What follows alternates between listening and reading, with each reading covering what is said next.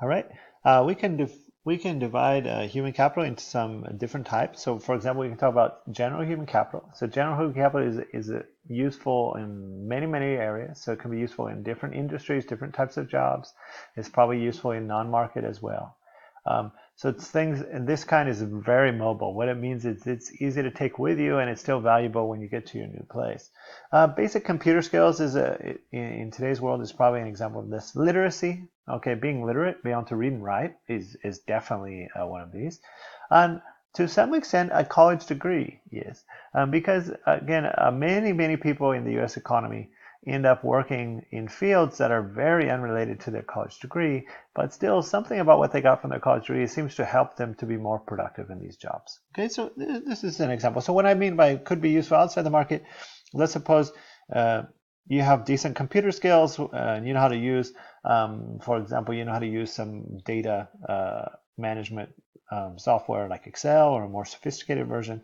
So that, of course, that'll be useful if you're working in an office job, but it also could be useful if you're organizing the budget for your kids' PTA. Okay, so again, that's useful in several, or organizing your family budget. And then we have specific human capital. Specific human capital is not easy to transfer. They're very specific to a particular industry or a particular firm. And so therefore it's not very mobile. For example, you work at a car factory, you know how to operate a specific machine. It's probably pretty useful when you're working at the car factory. If you want to move to a new job, not so useful. You're an accountant for Google and you know their accounting procedures. Okay, very useful in that job. When you move to a new job, the accounting procedure in another company might be slightly different. So there's some trade-off in this, some carryover in this case, but it's still more specific. Um, Maybe you're a student or you work at CU Denver, and you're going to have some degree of institutional knowledge. You know how things work, what to look out for. You think you know like some maybe unwritten things about the school as well.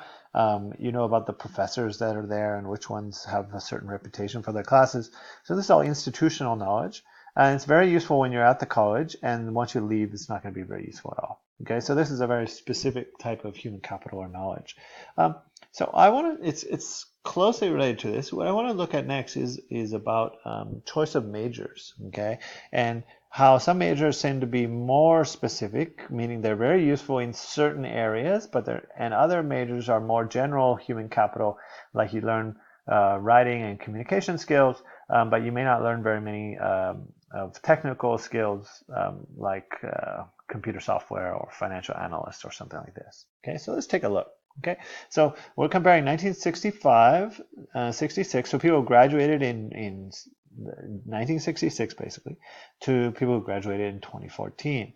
And these are bachelor's degrees awarded to women. So these are graduates. These are not the total people in the society, it's the people who graduated that year.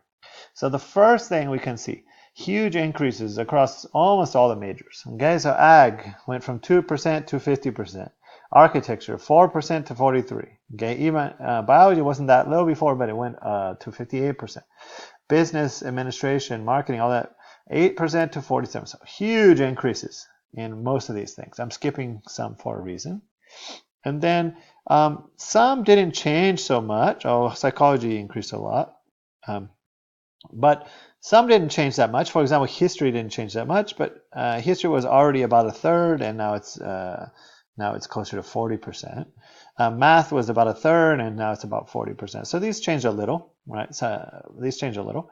And then down on the bottom were predominantly female already, and these didn't change much. A few of them really didn't change at all. So what things were predominantly female? Education, English, foreign language, general health, home economics, which I can't believe is still a major, and sociology. Okay, so all these things were already pretty high, and they stayed high. So now, one thing to notice, if you look at the if you look at the data about how much people earn, many of these fields down here are not very high earning, and they're kind of one could say they're kind of inherently not very high earning, partly because the employment prospects tend to be limited in the business world, where salary, or in the tech world and the business world, where salaries tend to be quite a bit higher. So let's go to the top and see what didn't change. So did business change? Ag change? What didn't change much is maybe I should change my pen color. What didn't change much is here. Engineering didn't change much. Okay, engineering increased a lot, but it's still very low. Okay, so it went from less than 1%. So four out of 1,000 engineering graduates that year were women, and now it's about 18 out of 100. Okay, so it's still not very high. Econ didn't change much.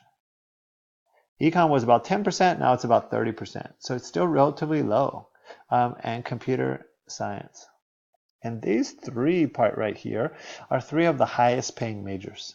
These and they're especially computer science, but also economics, definitely to some extent, to a pretty big extent, have seen big increases in their in salaries in those fields in recent years. So again, even though the total level of human capital and the percent achieving bachelor's degrees cannot really explain what's going on with men earning more. The choice of majors can to some extent. Okay, it can explain some part.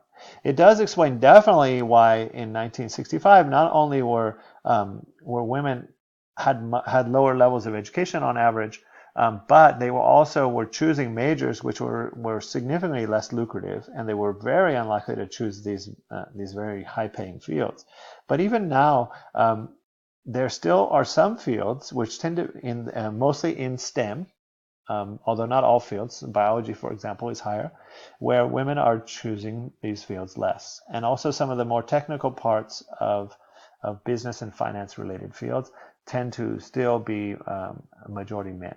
Okay, so major choice does to some extent influence the wage gap, and this is maybe a puzzle that somebody could come back and look at in their research paper about why people are choosing these majors. And we'll look at it a tiny bit here, although we're not going to have time to look at it in great detail.